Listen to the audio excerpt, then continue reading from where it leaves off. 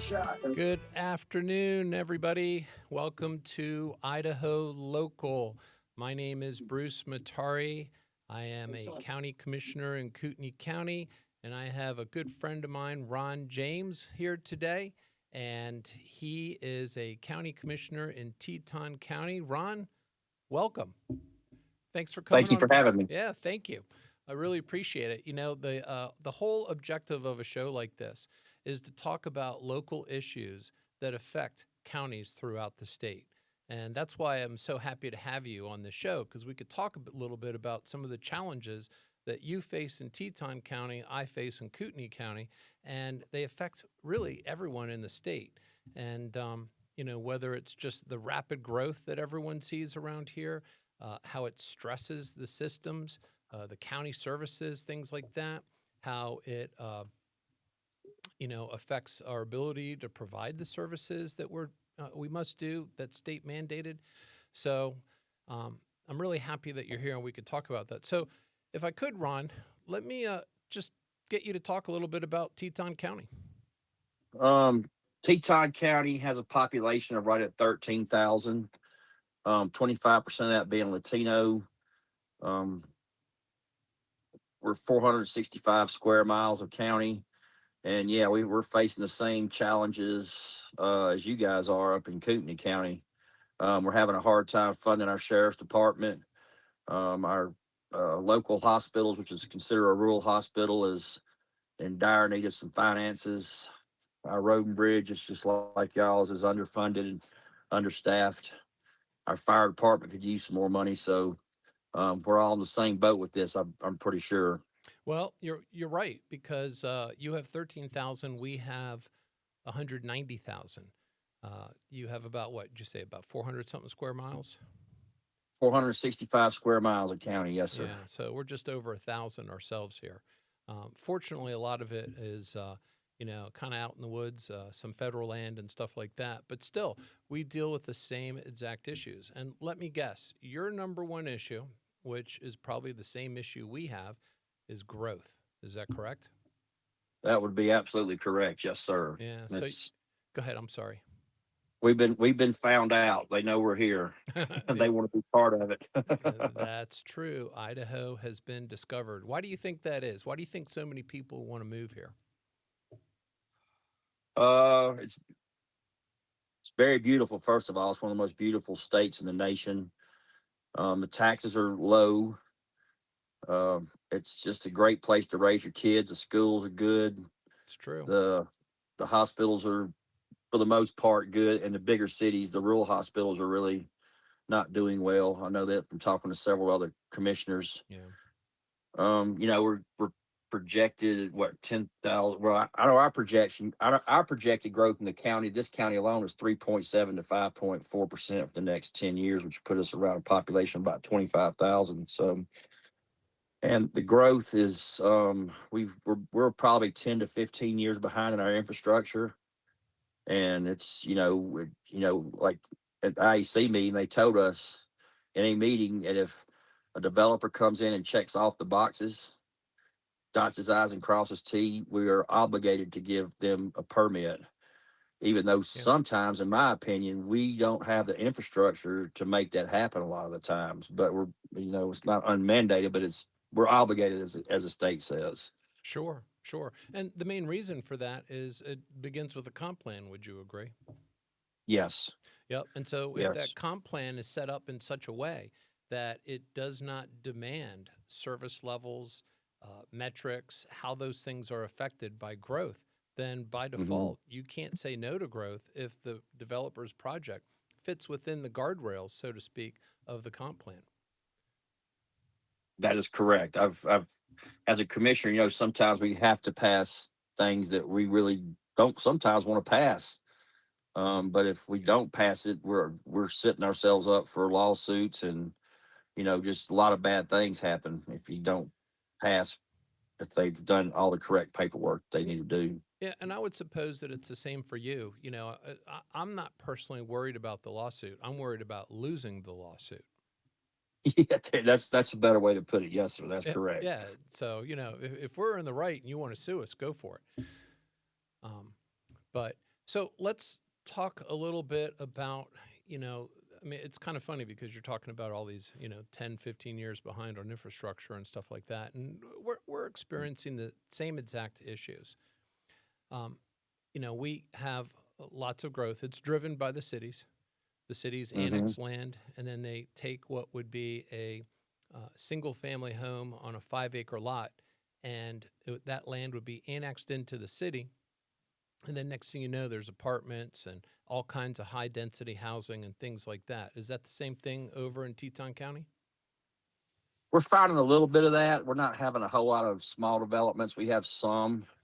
Most of our properties that are sold. As a matter of fact, I just got a report from our title company. A title company I use as a real estate agent, but our median priced house last year listed for 1.2 million, and our sold for 1.5 was the median price in our county. So it's a lot of people building a lot of bigger homes. We hadn't got the density yet, but we're getting there. Um, we do have a lot of a car. We have about 1,000 doors for hotels looking to want to open up in the next little bit. By next year. Wow. Um, Gosh. we're our biggest issue we're having is because the houses are so big. And there's so much money involved in it that we cannot get affordable housing. I mean, how are you going to pay somebody to work for the county or work for a hospital or work for the sheriff department or police or the fire department, expecting them to be able to afford a $1.5 million house? I mean, it's just not doable. Well, I mean, if it were a mortgage, what's the rule of thumb? The rule of three or something. You can get a mortgage that's 3 times your salary. So what? $500,000 for a deputy? Yes, way less than that in our county. Yeah, no, well, I know that. So, but it's impossible to pay that, and it's funny because you're so much smaller, but your homes are so much more expensive. Our median is right around 550 for average sale price. Now, of course, we've got some pretty expensive stuff on the lake and the rivers, or the lakes and the river, but um, you know, we don't have an average anywhere near that high. Yeah. No, I So, understand your last question. Now you said I have to pay my deputy $500,000 for him to be able to yeah, afford a mortgage in the county. Yes, yeah, yeah, that would blow the budget apart pretty quickly. yeah. Uh, We you know, we can't pay those guys that much. Yeah. So now we've got some issues. I guess, first of all, the growth doesn't pay for itself for you, does it? Because it doesn't for us.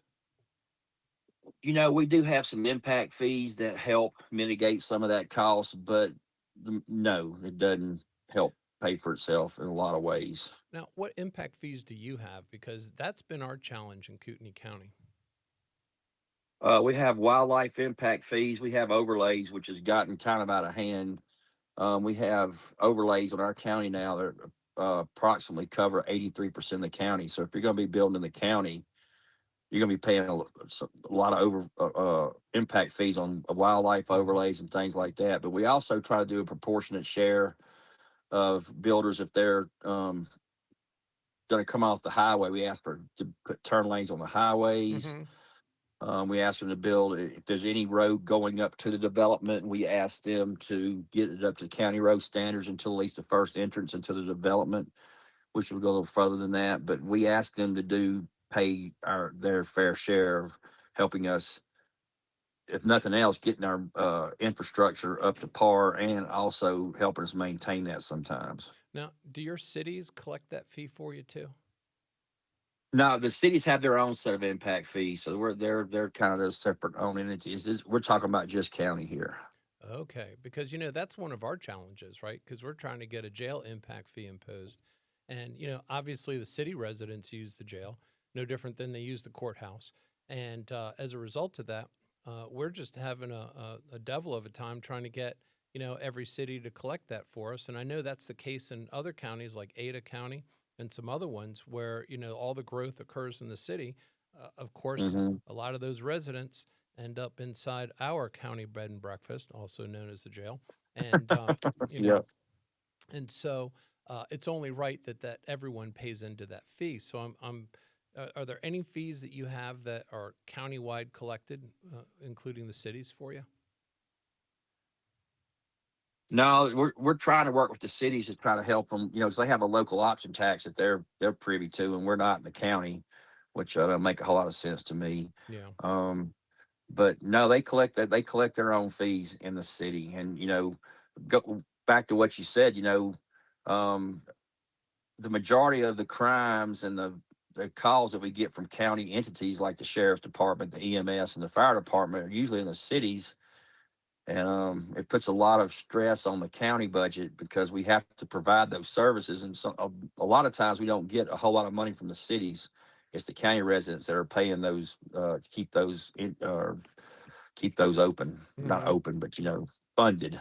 Sure, sure. And I would suppose that, like Kootenai County, we there's never enough money to provide these services. The services that we provide for the as a county are they're state mandated services. We don't have a choice. We must do it, correct?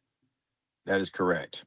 So we have to provide a jail, we have Yep. to provide a court system, we have to provide a prosecuting Hmm. attorney's office, we have to provide for safe and fair elections and assessor's office, right? All these different functions, the treasurer's office, collecting the taxes, distributing to the different taxing jurisdictions, all Right. mandated functions by the state that we have to do.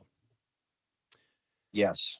And then, of course, we're put in a position where we are looked upon to expand the tax base, take our 1, 2, or 3% that we're allowed to take to ensure that these services are provided.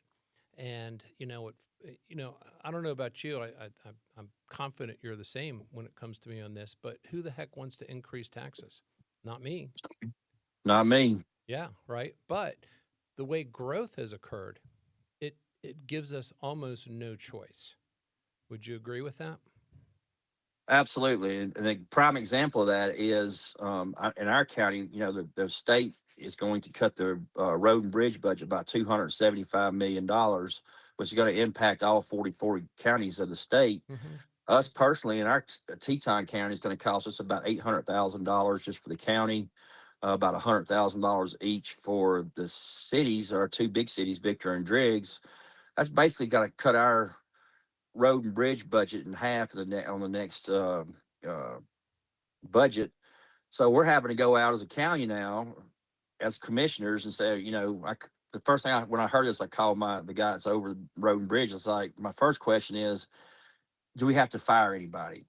We're not fire Mm-hmm. anybody, but reason because if we just don't have the money to pay them, you can't pay them. And he said no, but it's going to put all of our projects that we had planned on to a grinding halt, and all we're going to be able to do is basically um, be able to maintain our roads, try to grade them and keep them open as best as possible. Sure.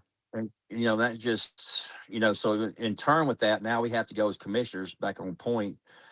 Now we have to put on our ballot initiative this November. We're going to put a $1.5 million road levy in. We're going to ask our citizens to dig in their pockets deeper when because our budget's cut. We're mandated to keep those roads open and keep them maintained. Yeah.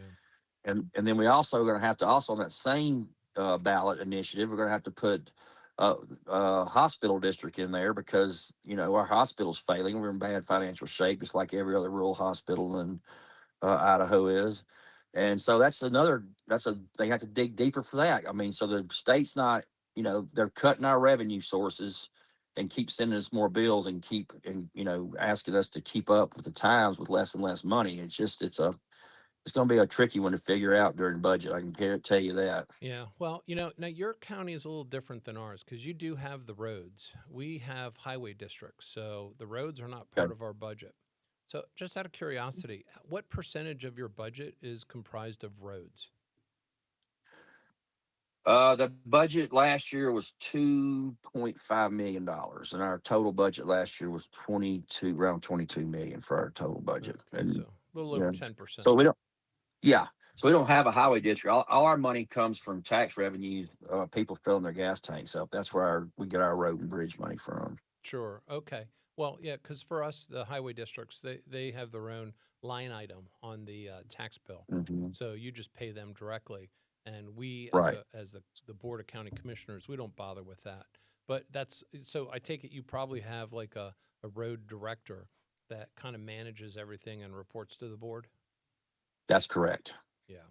So, and you know, and this is what makes it so hard is that you have to keep going back to the property owners for more and more money, which you know none of us wants to do. I mean, I'm a property owner; I pay taxes just like you do, Correct. and yet here we are being asked to have to kick in more and more and more. And of course, this year I believe the state is actually, I think they're cutting, and correct me if I'm wrong, around 100 million just on roads alone throughout the state. 275 million. Okay, well, it's only off by 175 million. That's what the number I've heard. Yeah. Um, and you know that what bothers me most about this, Bruce, is that they're giving us all these mandates we got to pay for, Mm-hmm. and they know we're pinching nickels to get pennies out of them, Yeah. and meanwhile they're sitting up on a 1.3 billion dollar. They're flush on cash up there in Boise, and they just will not release it to us. I mean, we're not asking for Ferris wheels on the Tetons. We're just asking, hey, can you help us fund our basic infrastructure? Help us keep our sheriff's department going. Help us keep our hospital going. Sure. Sure. That's all we're asking for. We're not asking for anything fancy, and we're just asking the basic needs of our citizens be met. Yeah. And it makes it a little harder too because, you know, Boise, and, you know, to their credit, I mean, people like to see this stuff. They want to cut taxes and they have cut taxes in previous years, but things have slowed down a little bit and now they're finding themselves in a little bit of a fiscal pinch, if you will. And so Hmm. instead of, you know, increasing their revenues, you know, the revenues have gone down. So they're going to cut their expenses and of course, what that really ultimately ends up becoming is a cost shifting scheme that we shift the costs of something that the state normally pays for and shift it onto the local elected officials. Does that sound pretty much like what you're going through? That's about 1,000% right there, sir. Yes, sir. That's exactly what's happening. All right, so we're close. We're close. But Yeah, yeah, I'm just kidding, of course. But yeah, and that's the big racket in government, right? Because you know I'm a private sector business guy. You're the same, right? You're in your first term. I'm in my first term, and we come into this and we go, "Oh my God, you know, like why are we paying for this? This other district should be paying for it. Why are we paying for that? You know, and subsidizing this stuff." And it's all about how I can get you to pay my costs so I have more money. Has that kind of been your experience? that is yes, sir. Yeah. That Yeah. is 100% by my experience. I was like, how this is if you ran your business like they run the government, you would last about a month and a half. You'd have to shut the doors. Well, yeah, and of course the difference is that our customers they have choices, where the county customers they don't have choices. So they That is have, correct. you know, we have to provide the service and they have to pay us. Excuse me, no matter what. And so, where would you like to start? Would you like to talk about some of the growth initiatives that are occurring in Boise, or would you like to talk about, you know, some of the more local type stuff that you're dealing with in other areas where you have expenses? Well, I think we've talked about this now.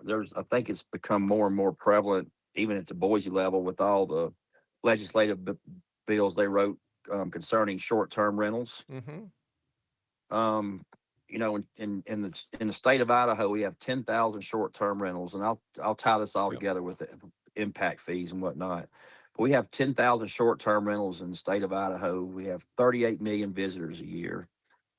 Um, those visitors do bring in, quite amount of money when they're traveling, but they also bring in a huge impact on our communities. We have to pick up their garbage. If the police are called, the sheriff deputies have to go out, EMS, fire department, they're all more, they're more burdened because there's more people in town. I think in our county alone, we have 685 VRBOs in our county. So when those things are full and people are coming in to visit, it's bringing an impact that's we're not able to pay for because there's no lodging fee in the counties. Now, the cities have the option of having a local option tax, which they can actually tax, hotels, short term rentals, and whatnot, and collect Mm-hmm. taxes off of it. Mm-hmm. But we in the county, we have no mechanism to do that. And to me, that's just low hanging fruit. I mean, when somebody comes to visit, or when you take a vacation, when you go like wherever you go to, have a good time, when you get your hotel bill, there's several items, there's several lines that add fees on there, which I think in this day and age people expect to pay. I think it's low hanging fruit. It could be something to help mitigate the impacts. It could help us fund our sheriff's department better. It could help us fund our fire. It could help us improve our roads. It could bring amenities that we need and people want when they travel. So I think that's one really easy way to increase revenue to help offset our property tax, our property owners from not having to pay so much property tax. And you're really referring to, again, because of all the visitors and just the extra wear and tear that they put and demand on services, right? Absolutely, yes. It's just to help to mitigate the impact, and I didn't even mention the roads. I mean, the more traffic you have on a road, Yeah. the more your roads are going to be um, in worse shape than they are before they got here when they left. Yeah. We have just in our little valley, we have Highway 33, and there's 12,000 to 16,000 cars a day that drive up and down that highway, and so it's quite an impact those guys bring. We want them here because we love the tourism. We live off of tourism, especially in Mm-hmm. Teton County. All we're asking is that, hey, when you're here, you're having fun, you're enjoying our resources, you're enjoying our the services we provide. Would you mind helping out just a little bit? I don't think people would. Well, I tend to agree with you, but there are counter arguments to that, right? And one of them is like, well, when you drive through another county, they don't charge you for driving through there, and why should you pay for this service if you're not going to use it? For example, with um, the sheriff's office. Suppose you go out and get lost, right? And it costs a bunch of money to find you. Well, if you don't get lost because your Google Maps is better than the other guy's Google Maps, well, then why should you have to pay, right? I mean, how would you? What do you think about that argument? And I'm not saying I agree with it, but that is a counter argument to this concept because you and I have been working on this for quite some time, trying Yep. to get like a resort fee, for example, for the counties, because some of Yes. these counties just I mean, you get this massive swell of people coming in the summertime, and the tourism dollars are great, but the stresses on the services that are needed to serve these people are significant. And right now, that burden falls squarely on the shoulders of the property owners, right? That is 100% correct. Mm-hmm. And they're not going to use all of our services, but they are going to use our roads. They're going to be, they're going to use our transfer station to pick up their garbage. But it's been proven that when, the VRBOs are full, that the call logs for the sheriff department and the fire department and EMS go up. I think I was talking to Win Olson over in Bear County, and he said sometimes during certain times of the summer when their short term rentals are full, their call volume with the sheriff's department might go up 60%. So they are using a lot of our Yeah. uh, services. It's significant. Now, the other side of the argument is that, look, when you go to other locations, and I'll just use Las Vegas as an example because let's face it, when you go over there, tourism tax, lodging tax, whatever you want to call it, you pay a significant amount. You look on, what is it, one of those travel sites, right? And you can get a hotel room for, $69 a night, right? Obviously it's a little Yeah, more if you want a nicer room, but then you pay for that night and it ends up being 120, 130 bucks because of all the additional taxes and fees that are tacked on it, right? that's correct. And when I was up in Boise, I was staying downtown and I got my bill back, and there was an auditorium district on there. There were several districts on there Yeah. that they just added right on the bottom line. And I didn't mind paying it. It's like, if I'm going to come to a nice city, which I think Boise is one of the nicest cities I've ever visited. It's just a beautiful city with a bunch of great people. And yeah, they make no bones about it. They collect a large revenue that goes right to Ada County off the hotels and the short term rentals and even the restaurants and stuff. They have that because they had a local option tax, which I'm glad for that because it Yep. helps. It does help pay for our services we need Yep. and our Exactly. infrastructure.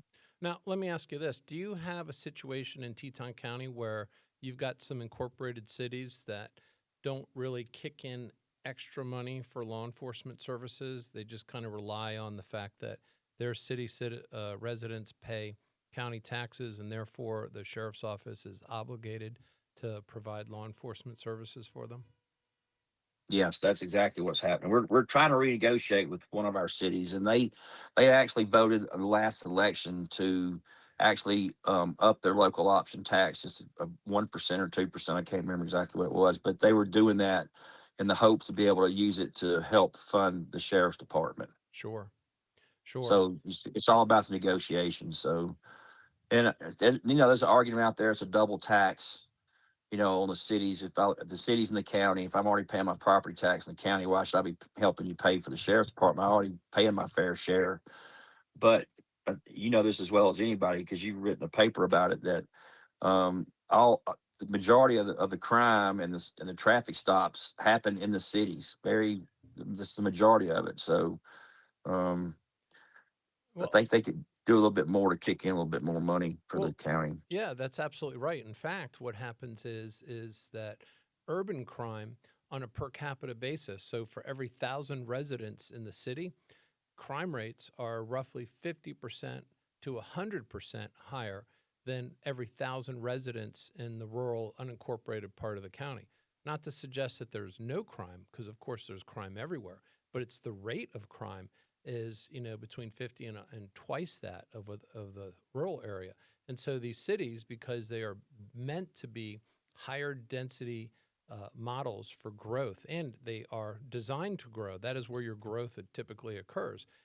They should be expected to pay even more for law enforcement on a per capita basis than what your unincorporated county citizen does. And that's where we get into that cost shifting racket because the cities kind of say, well, we Hmm. already pay. What's your problem, Ron? You know, that's not our problem. That's your problem and the sheriff's problem typically. Right. Even though we're obligated to patrol the cities. I mean, they don't have a police department. We're not big enough for them to have their own police department. So that therefore all the law enforcement cost is shifted to the city. I'm sorry, excuse me, to the county. So, Yep. but the majority of the time that the sheriff deputies are spending are in the city.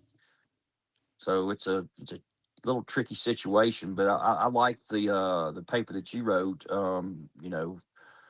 Bringing out the aspect of okay, um, the amount you contribute to the sheriff's department is X amount of dollars, and it costs us X amount of dollars to have a deputy in the city, per hour. Um, and maybe I'm speaking, maybe you can speak better to that than I can, Bruce. About it's like okay, you have a bank here, and once that bank runs out of the money you've paid to your property taxes from the sheriff's department, we're gonna start maybe charging you on top of that. Is that my understanding of how that paper you wrote works? Absolutely. See, it's easy to argue about concepts. So, for example, the concept is that my city residents pay your county taxes. So, what's your problem? You owe us a service, right? And so we can debate the concept all day long. What I tried to do was figure out a way to break it down to the penny so that we're not arguing over concepts. We're looking at actual dollars spent. You can't argue over the money being spent. And it's interesting because, the cities have their own ordinance. And usually, if you have a contract with the sheriff's office or you have your own police department, they will enforce that ordinance for you.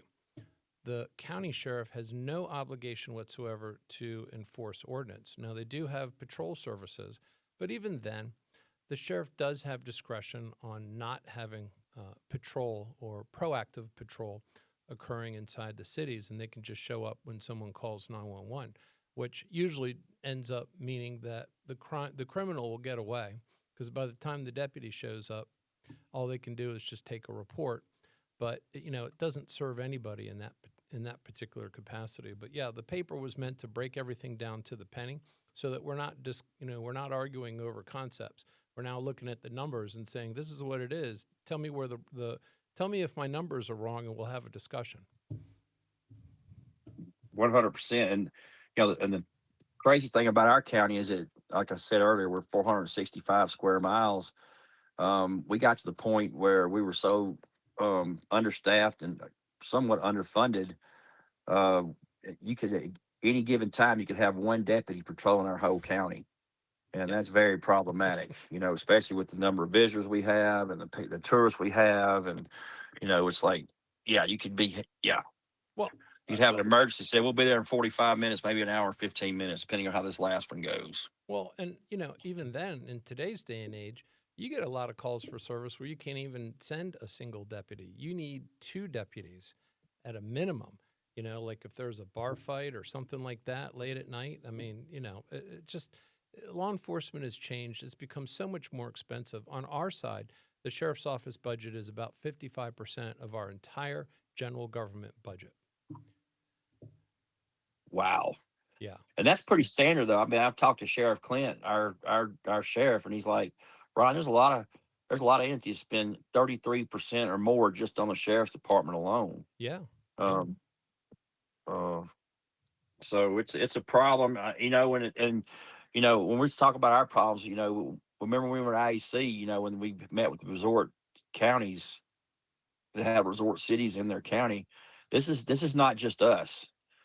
This is the majority of Idaho, the counties of Idaho. Everybody's fighting the same battle pretty much. Yeah, and there's another argument too that it's just not fair to charge, any visitor, this money just for visiting if they're not going to use the service. And so, there is another option, which is you come and visit Idaho or Teton County or Kootenai County, and let's just say you want to go out into the woods and you get lost, and it costs $15,000 for the sheriff's office to find you and save you. That we could send you a bill for that. Um, I suppose that is something that we could look at doing. But even then, there's so many calls for service. It really, I think that would almost hurt, the visitors or the tourism coming to Idaho if we just said, hey, come on over here, but just be extra careful because, if you get lost, you're going to Yeah, get a big bill. it's going to cost you. Well, Teton County, Wyoming, Search and Rescue does it. I've known several times those guys get out in the back country and get off trail, and they're trying not to get off trail. If they have to come get them, they usually send them a bill. Yep. So Yep. there's prices for. I mean, there's a cost for consequences. That's right. But I think, the easiest way, because right now what is unfair is the homeowner has to pay for this stuff. Yep. And, to me that is unfair. And so in an effort to kind of offset that unfairness, we'll maybe, I guess, share a little bit of the unfairness with a resort tax or a lodging tax. But then again, Hmm. that is what is done. That really is a standard practice throughout the country at a lot of other tourist destinations. Absolutely. I think I looked it up, and there was 38 different states that have that already set up in that mechanism, Yeah. ready to go. And the crazy thing is, we talked about the VRBO and how they basically gave those guys a blank check and let them do whatever they want to now with passing that. I think it was 583, that bill, when they passed it. No permits, no regulation. And I'm big time not in favor of government over regulating anything. I think the best thing we could do is deregulate a lot of things.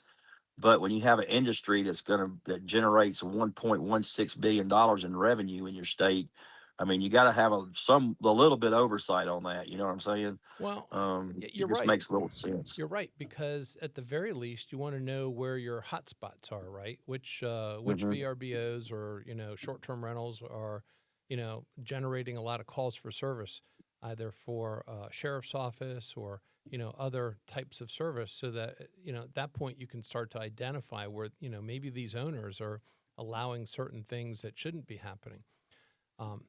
For me, and I don't know where you stand with this, because I like the idea of having less regulation, but Mm. the question is, where is that line so that it doesn't affect other people? So, for example, I get complaints from folks that, have these short term rentals in their neighborhood. And, they all of a sudden, like, for example, on a cul de sac, those tend to be more desirable places to buy a home because you don't have traffic driving right through your neighborhood. And, kids can go out and play and you don't have to worry about someone hitting them as much, right? So, a cul de sac, and plus, everybody. But when one of those homes gets converted into a short term rental, well, now you got more people coming and going that, Hmm. they don't have a stake in that neighborhood. So, of course, the neighbors start to, look and say, okay, who's that over there? Okay, what are they doing? And then you hear the stories about how their dog was on my yard and they didn't have a bag in their hand to pick up, the little present that the dog left them. And, Right. or you have a private road and these super heavy RVs are driving up and down it. And, everyone has to pay for the repair of that road. But the investor who owns the short term rental, they get the profit associated with that and don't contribute anything more. And so, from my perspective, where's property rights for the people that buy in a zone that's zoned residential, right? Because you buy your home to live in a quiet place. If you wanted to buy your home and live in a loud place, you'd live in the city. And so, yeah, what are your thoughts on that? I agree with you on that. I do think does need to be some kind of oversight. Like I say, when you have a business that's generating that kind of money, and the crazy thing is that the VRBO people, the lobbyists they have up there in Boise right now, there's four of them. They're okay with us getting a lodging tax or a lodging fee. I don't want to. I mean, I do not ever want to trample on property rights, property owners' rights. That's not my intention at all. But you own a business, I own a business.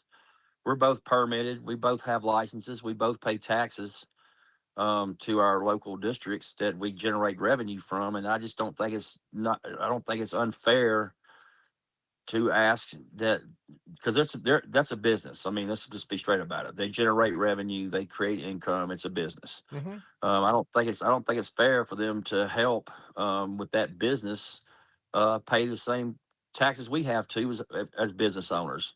It goes back to what you said. Most of those short-term rentals are going to be a R1 zoning. That's residential. It doesn't say anything about a business in there. That's right. It's a business. So Yeah. I don't think it's Go ahead. I'm sorry. improper at all. I don't think it's improper at all to help them ask to pay their, I don't want to say their fair share because that's the, Democratic mantra, but Yeah. I don't think it's unreasonable at all to ask them to help fund our services that they use and they're going to need to make sure that their guests are safe. Sure, sure. Well, it's been a little bit of a sore spot for a lot of folks that, have to live near these short-term rentals. And you hear about Hmm. it and, I'd probably feel the same way if I had that stuff right next to my house and I live on 10 acres, so I've got a little bit of space between people, but having folks come and go in your neighborhood all the time, it makes you wonder, is this person here because they're at this short-term rental? Are they a brand new neighbor or are they not supposed to be here and they're just trying to scope out and see, look for targets of opportunity, if you will? Yes. So, And just think about me. I'm not sure exactly how many short-term rentals y'all have in Kootenai County. But if if we've got 685, and if you average, you know, four people a night in there, I mean, you're talking about a significant amount of more people in your community. hmm You know, a lot of people in your community. Like you said, some of those could be nefarious and not have good intentions. So, and I'm not saying that at all was happening in our county. I don't think we've no, always had great experiences, but you know what I'm saying. The more people you bring into the county, your crime rate's going to go up. So well, it's a law of um, probability, that's just all it is. yeah. So now here's where I think we can get a little bit more interesting because when you look at short term rentals, right, do they increase the value of property or do they decrease the value of property? You know, our property values over here in Teton County, they don't decrease too often. Well, yeah, Uh, at over 1,000,000. But I guess what I'm saying is that, if you know you can make, I don't know, $150,000 a year off your short-term rental, or that's probably way too much. Let's just knock it down to 50,000 a year, right? You'll more than cover your right, mortgage, and sure. so you'll pay more to get a house that you can rent out on a short-term basis that'll cover all your expenses, and then you just build equity basically for free, right? So That, yeah, yep. so that's going to drive property values up. Now, there is this movement in Boise this year and during the legislative session, which is still in session right now, to try to Hmm. pass a bunch of, these affordable housing bills. And, you know, uh, I guess, the law of economics says there's supply and there's demand. And if Hmm. demand is high, that's going to drive property values up, which, short term rentals, that's part of the demand side of it. And so Yes. the only way that you can bring prices down is if you expand supply, right?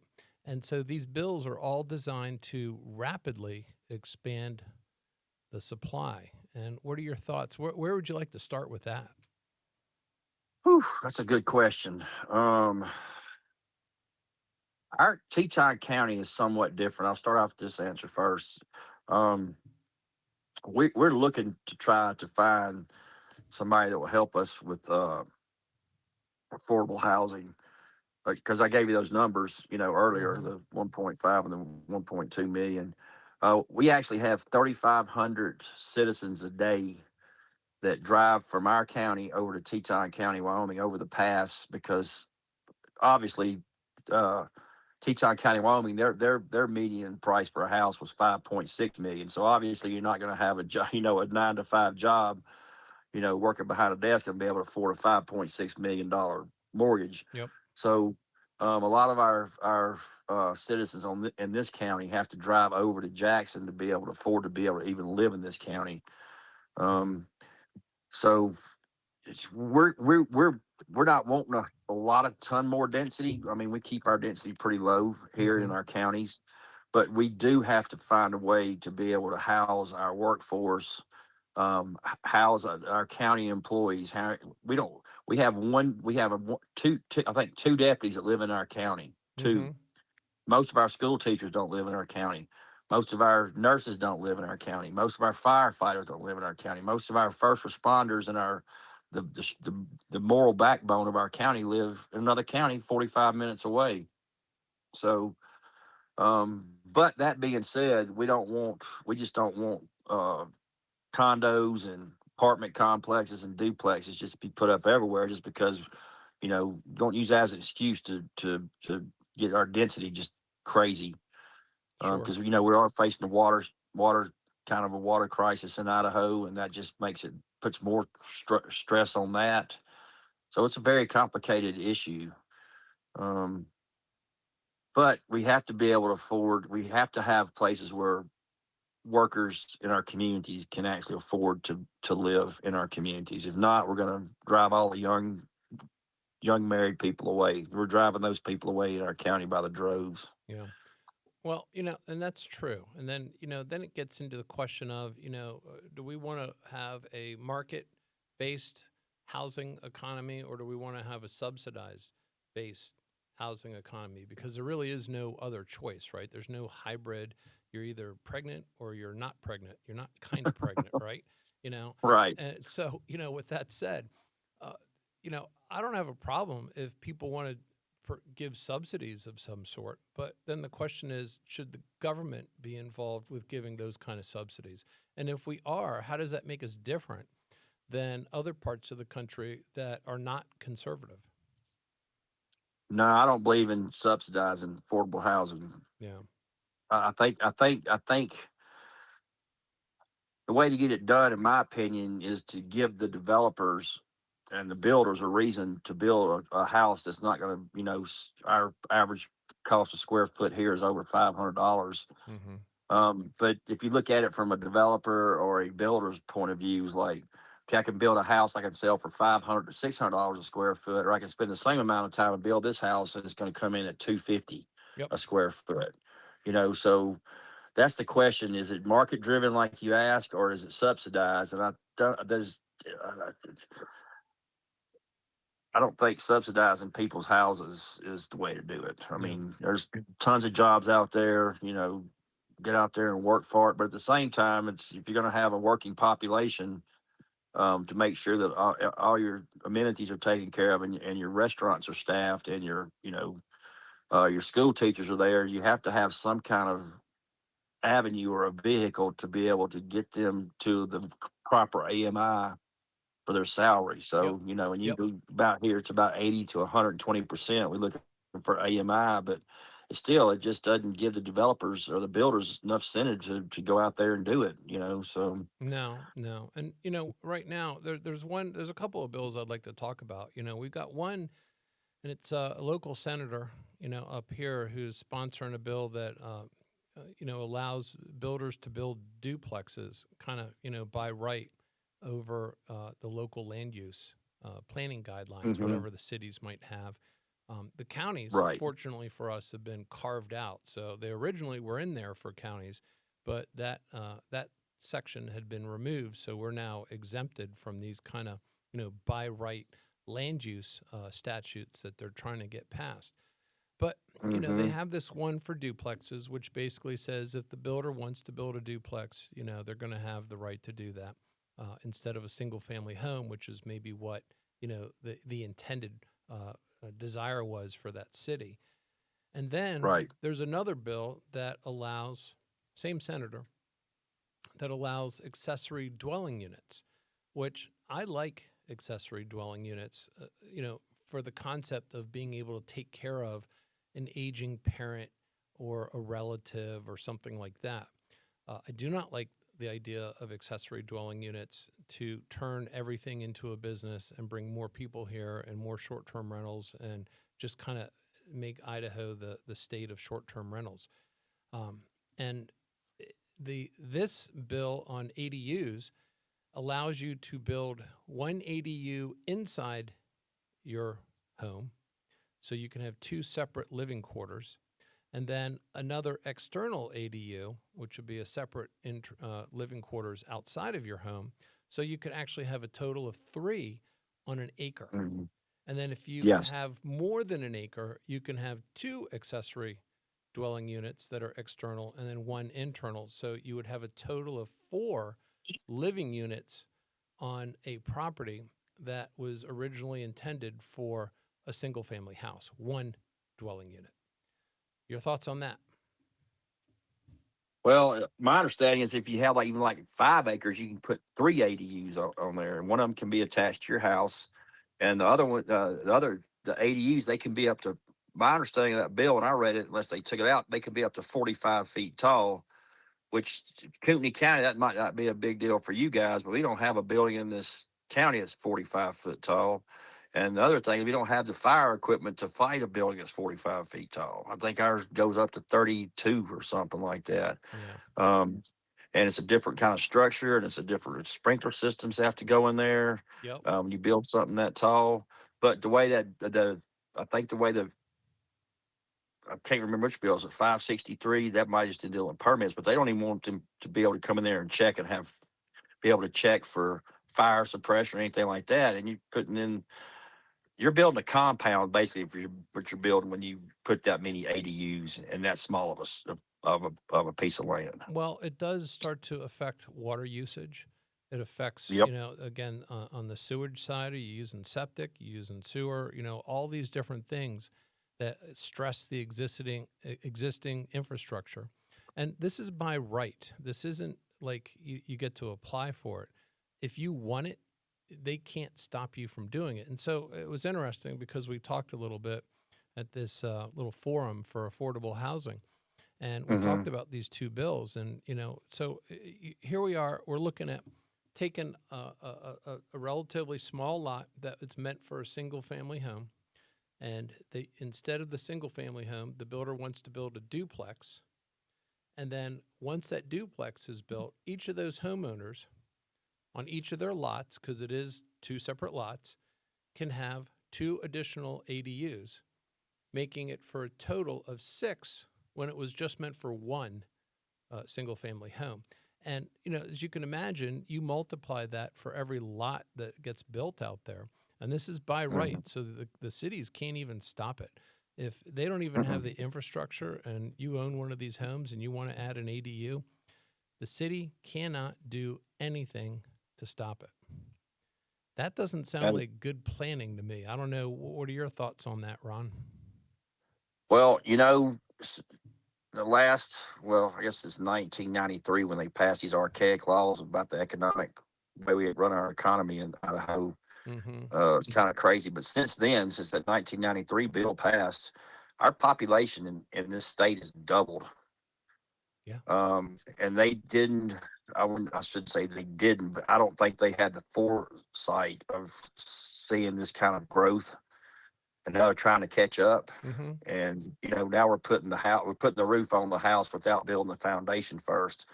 I think what I would like to see if they passed a law like that, if they want to do something like that and pass a law where increases density in the cities and in the counties, because it says in the bill it supersedes any county regulation or city regulation. Um, I think we need to. What I would like to do is focus on the infrastructure first. Take care of what we have right now, and make sure everything's safe and up to code. But just now trying to catch up because you've had your head in the sand for the last 10, 15 years don't make a whole lot of sense to me. Well, and there's another side to this too, right? Because granted, okay, one of the counter arguments to, building 6 basically dwelling units on a lot that was meant for one is that it won't happen all at the same time. And that's true. It won't. However, with the immense amount of people that want to move to Idaho, let's just play the pretend game here, right? That in 1 year the population doubles. Okay, we know that won't happen, but let's just pretend that it doubles for And I want to use this example for effect. The most that the county budget, or even the city budget, I believe, but for sure the county, the tax base can only expand by an additional 8%, and the 8% would be comprised of property taxes, which the Board of County Commissioners, you, me, could have a vote on expanding it up to 3%.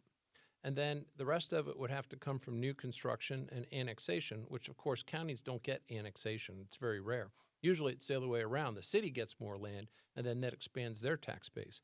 So, if we doubled the population and we had one deputy per 1,000 people at the beginning of the year, at the end of the year, it would be 0.5 deputies per 1,000 people. The budget, if our tax base was 100 million, the max it could go up is 108 million, or to 108 million, but we're not going to get enough. Well, we would probably get the new construction on that. So 108 million increase in the budget, yet we've diluted our ratio of deputies by half. That is a formula where it just doesn't work. So this rapid growth here, and by creating an environment where we have more growth, only puts us more behind the 8 ball from a budgetary standpoint to provide the services that you and me by law, by statute, must provide to our county citizens. Is that how you kind of see it? Yes, sir, I do. I mean, yes, 100%. Yes. Yeah. And it just puts us behind the 8 ball. And the other part to this too about local land use is that the state legislature, I mean, they created LUPA, right? Local Land Use Planning Act, for a very specific reason, because how land is developed and used, it doesn't affect what we do in Kootenai County, doesn't affect, you and your constituents in Teton and vice versa. So, you should be able to make decisions on what works best for you and your citizens, and I should be able to make those decisions that works best for me and my citizens. And here's Boise now trying to make Swiss cheese out of the very act that they created for us, recognizing the fact that, the local land use should be managed by local elected officials. What do you think about that? Well, I agree, 100% agree with you on that. I think they're big in Boise saying, "Oh, county has all these rights." Well, I don't believe that, because every bill that seems to be coming out in this legislative session it ties our hands Mm-hmm. tighter and tighter behind our back. I mean, Yeah, and anytime we come up with some kind of revenue stream, they always want to. They have buckets they want to put in. It's either okay, if you're going to get this bill passed, you got to put it in the sheriff's bucket or the EMS bucket or the 911 bucket. And I don't have the freedom as a commissioner to say, hey, that bucket's full. Hmm. I need it for this other bucket. Like, enterprise funds. I don't understand about enterprise funds. It's like our transfer station's sitting over. We're trying to figure out how to give our employees a COLA raise, and they're sitting over there. They got $1.5 million sitting over there in a bank account that I can't even touch. Hmm. And that makes no sense to me. It's like you said. I mean, our pulse. We have our finger on the pulse of the community, what needs to be done and what needs to be taken care of.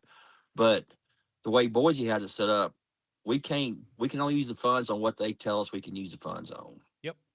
Yep. And it just that does not that erodes all county power thought process. We're just following a roadmap that they've drawn from us, and a lot of those guys have never even been to our counties. Yeah. Yeah. Well, I think that it's kind of funny and, tongue in cheek, a few folks on the county side and on the city side, they tend to say that, I wish more of our legislators had sat where, you and me sit on the Board of County Commissioners or some elected office in a county or in a city, just to have a little better understanding of what those challenges are. So when legislation gets drafted and passed, that they really understand the implications much better of how it affects the local communities when they pass this stuff. And so it's a challenge, but it's something that we deal with all the time, and we just have to manage to it. Now, if it's okay with you, Ron, I'd like to kind of jump over into something that I'm just going to tell folks that I was just hanging out and I got a phone call from you, and you said I did it, and I'm like, what'd you do, right? And you said, well, I signed up. I'm running for governor, right? And I'm like, you did what? And I didn't believe my ears because, I mean, I've known you for a little bit, but, it's like, it was almost like you're at the checkout line. You said, I bought a extra large pack of gum.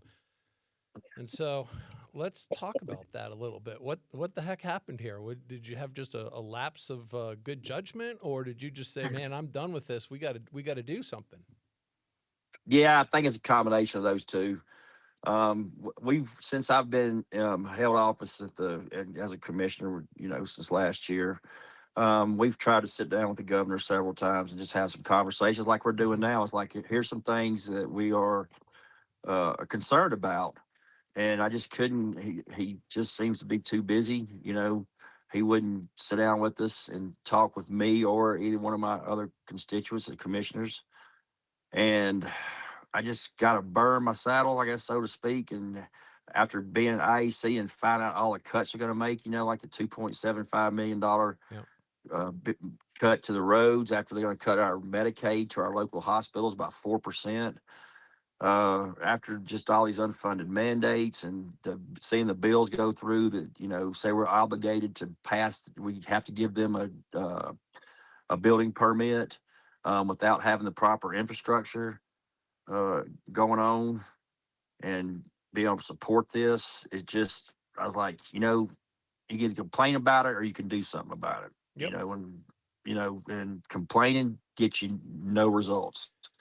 Um, so, we also have this, we're having not trouble, but we're having a little bit of a issue with, they're going to expand our ski resort over here in Teton, not in Teton County. It's actually in Teton County, Wyoming. But we're in Teton County, Idaho. And the only way to get to that ski resort, I don't know if you've ever been before, but the only way to get to that ski resort is to drive through Teton County. That's Yeah. it. We deliver every single customer that they get. We deliver to that ski resort. Yeah. The Well. problem with that is the way the tax laws are written. Uh, the state of Wyoming get $3 million off the tax revenue for the ski resort. The county, Teton County, Idaho, our county, which delivers all the customers and absorbs all the impact, gets about $270,000 in tax revenue a year. Mm. So I was trying to bring that to their attention, and it was like, because I can't. trying to negotiate interstate commerce is not what commissioners do. So I need Sure. somebody at the state level to help us get that, and also bring in extra.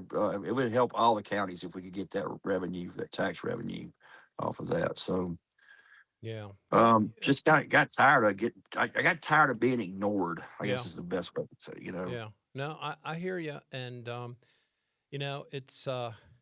it's a real shame to even hear you had to go through that experience because, the counties are part of the state constitution. I mean, we are basically an extension of state government. And, to have the governor not, want to at least give you 15 minutes of his time so that we could, or you could in this particular situation, just discuss some of the challenges and say, well, what can we do? Is there an opportunity for us to try to address this issue? Is a little disappointing. Yes. Um, and I'm not. I just feel like we're on an island out here. We're southeast Idaho. Y'all are up north. I mean, we just we just don't get a whole lot of attention here, from us from the Boise level. Hmm. And I feel like they've been up there sitting on that up there for so long. They somewhat lost contact with their constituents. Um, I believe that government right now is extremely toxic environment. I think people Hmm. are ready to see people sit down with each other that have different opinions and come up with you know, a solution to the problem. And they elected us as their elected officials to speak, to have a voice. Hmm.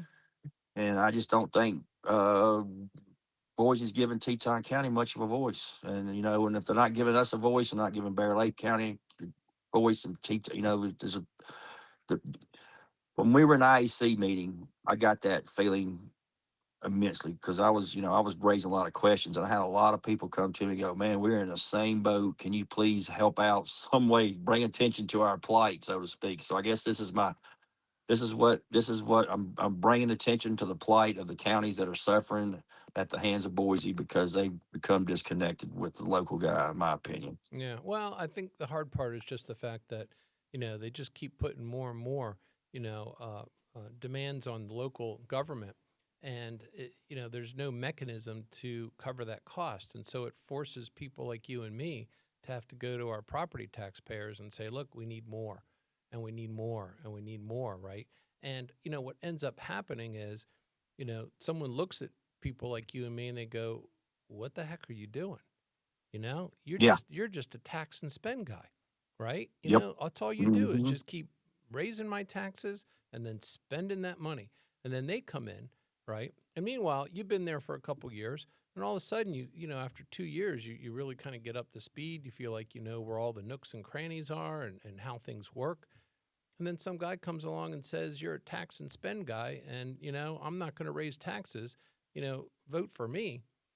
And then, they get into office and of course they go, "Oh, I had no idea," right? So I got to raise taxes, otherwise, we're not going to have a sheriff's office that can show up, when we need to show up, right? And Yes. so what you end up with is a perpetual cycle of county commissioners or other electeds that never get to fall into the groove of their job so they can do what citizens really want them to do. And everyone loses in situations like that. Yeah. And the question, the question I would ask is that they're sitting on a $1.3 billion cash up there, cash reserve. Meanwhile, in my county, I have to go and ask private citizens. Private Hmm. citizens. We had one that gave us $1.5 million for our sheriff's department, so we keep the doors open and keep that fully staffed. Whoa, whoa! So you And had then we, you had a citizen give $1.5 million. yeah, Wow. and then that's not the only thing. Well, can't say exactly how much he gave. He gave, and he also gave our hospital enough to keep the doors open for a year. But Wow. my question is, you're sitting on $1.3 billion of the taxpayers' money. That's not your money. Y'all didn't write checks for this. This is came Hmm. right out of the taxpayers' pockets. And now I'm having to go out and find private funding to keep our basic infrastructure intact. Yeah, your services. Our you know? services, yeah, our roads. I mean, I have to go to my taxpayers and ask them to dig deep, deep, deep in their hard-earned money Yeah. and pay for the amenities and the infrastructure and the services that, in my opinion, the state should be helping us with. You know, Yeah. And you know, that's what they're there for. you mentioned something that kind of caught my attention when you talked about the hospitals, right? Because, you know, you've heard of the golden hour. You know, you Hmm. get into an accident, if you can get into a hospital within an hour, your chances of survival go up significantly. And, so a lot of these hospitals in the more rural areas, I mean, they're expensive to run. The people are expensive to hire and pay. And generally, the amount of money that the local folks would have to kick in just to have a reasonably decent hospital is, extraordinary. And that's where sometimes the more populated areas help kick in a little bit for the less populated areas to have hospitals, is a good example. And to me, that's actually a good thing because if you want to go travel around the country, it's nice to know that you have decent trauma centers in case something bad happens to you. You get into a car accident, you're out in the woods and you fall off a cliff or something, and they got to rescue you, and you're in serious condition. That can make a big difference on life or death. And when we start to lose those smaller rural hospitals, that really has a huge impact on general health overall. When we're out trying to see the beautiful sights of the state of Idaho or any place else. And so I feel your plight on that one because there is something there's a little bit of a, um, I don't know, just a loss, if you will, when those things happen. Oh, we just, I think it was December. We laid off. We basically, our hospital laid off our entire infusion unit. An infusion unit, they take care of, they administer all the drugs for our cancer patients in our county. Wow. Now they don't have that. They have to drive over to Idaho Falls, which is an hour and 15 minutes from here, just to be able to get a medication that keeps them alive. And I was like, it's just like that's the kind of impacts these things have. I mean, Yeah. and then usually those are older people, and so they have to have somebody drive them. So it's just a bad situation. It's getting worse, and you can't cutting the Medicaid budget by 4%. It's going to decimate a lot of these hospitals. It really Sure. is. So, what is your hope to accomplish here? Like you're in, you're going to be campaigning, and Yeah. obviously, you're not going to just do something just for the sake of doing it to like a stunt. You're doing this because there's a real issue that got you into this. What are some of the things that you're hoping to tell people that they need to know or should know about the governor's race, about you, about the situation as a whole? Yeah, well, I've been in this valley for 20 years, in and around the valley. I've been over in Wyoming some, but still part of the same valley. Uh, a businessman. I got my real estate license. I'm working for Keller Williams. Own several businesses. That's my kind of background. I've been a commissioner just for a very short time and figured out real fast that government is not made to work. Sometimes it's very slow and very Yeah. inefficient. Um, I guess the real reason I'm running is because I'm, first of all, tired of being ignored. Second of all, I don't like that the fact that they just, put us in a bad position. I say commissioners, and then they are not only putting us in bad commissioners, but they're also putting our citizens in bad position because, if you want a hospital to be open or if you want your roads to stay maintained and, added on to and or you build projects, if you want to have a better school, if you want to have a, more robust fire department, EMS, well, guess what? You got to dig a little deeper in your pockets. You got to pay for it because we're not. Yeah. Yeah. Even And though that's that, that's go ahead. I'm sorry. you know what? No, no, no. Go ahead. Y'all was what were we I was just saying? going to say, even though, some of that money that they take from us, should be coming back that way. Oh, absolutely. I'm all for a rainy day fund. Believe me. Savings account's a good account. Um, but 1.3, they say it's a rainy day fund. Well, let me tell you, it's raining down here in Teton County. It's a monsoon. We are in trouble. I don't know how we're going to continue this. You just know, it's like this guy gave us this big gift for the hospital. But my question to the hospital, the director was, okay, we got we got 1 year's grace. Yep. We're going to be back in the same place we were next year on the same date if we don't do something to change what we're doing. This financial model that the state has us running just doesn't work. I mean, I made a joke. I was like, if you, after, as soon as after they passed the state law saying, giving us the 3% and the 8% caps and stuff, I was like, well, maybe I go look it up on Google. Well, guess what? You couldn't go look it up on Google because Google didn't even exist when they passed that archaic Yeah. law. That's how Yeah. far behind the times we are. Well, that's It's just government. That's the way government works. They never update that way. Especially when they write laws or or set fees. Right? You and I deal with well, the fee is $6. Well, it hasn't been updated in 20 years. It doesn't cover the cost of anything. right. Yeah. And So with tracking inflation the way inflation is, 3%, you're barely floating. You're treading water. now, what can people do to learn more about you? Well, I just got this. I just started. I just registered last day on the 12th. So no, it wasn't the 12th. It was last week. But I'm getting the website built. I'll pass that on information on to you. Do you have the The domain biggest thing name? is, Do you have the domain huh? name right now? Do you know what that is? No, I'll have that by Monday. He told me, so I'll get Okay. that to you. I'm just starting to do this. I was like, whew, okay, gotta get busy. Um, yeah, but I'll get the information out to you guys, and the biggest thing is, I guess, bottom line is you got to have money to be able to run.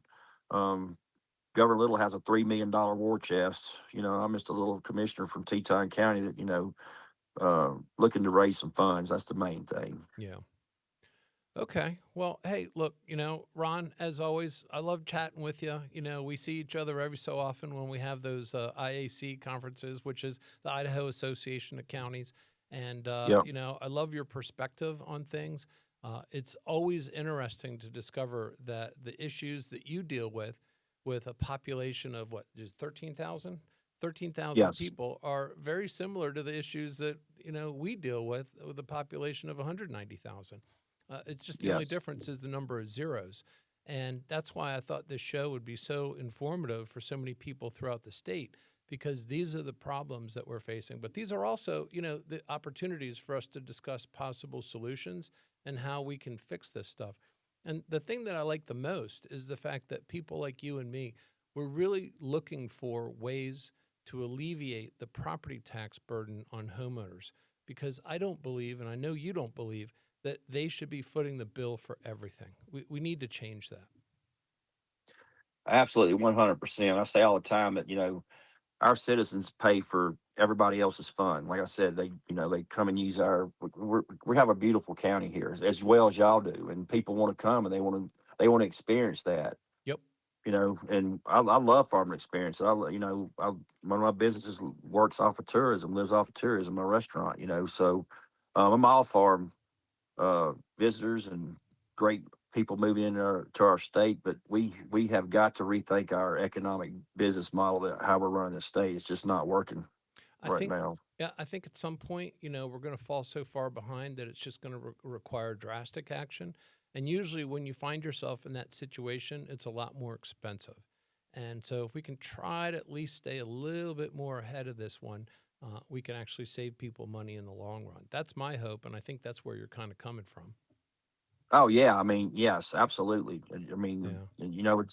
it's been that way all my life. I came from a working class group of people, and it's always the middle class and the hard working blue collar guys that are paying, they're footing the bill for everything. Every Yeah. every time they want money, they come to us and say, "Hey, dig a little deeper." Yep. Yep. Well, I hope we can do this again. I'd like to, get you back on and, we can find either the issue du jour or you can give us updates on what's happening with your campaign. Perfect. I'd love to anytime. All right, Ron. Well, listen, man, I really appreciate your time. And I thank everyone who is, watching this. I hope you learned a little something today. And, that's why the show's called Idaho Local, because it's local issues that affect people throughout the state of Idaho. My name is Bruce Matari, Ron James, running for governor. Thank you so much. And I look forward to the next time we chat, Ron. Thanks. I appreciate the time. All right. I'll talk to you later. Have a great day. You too. Bye.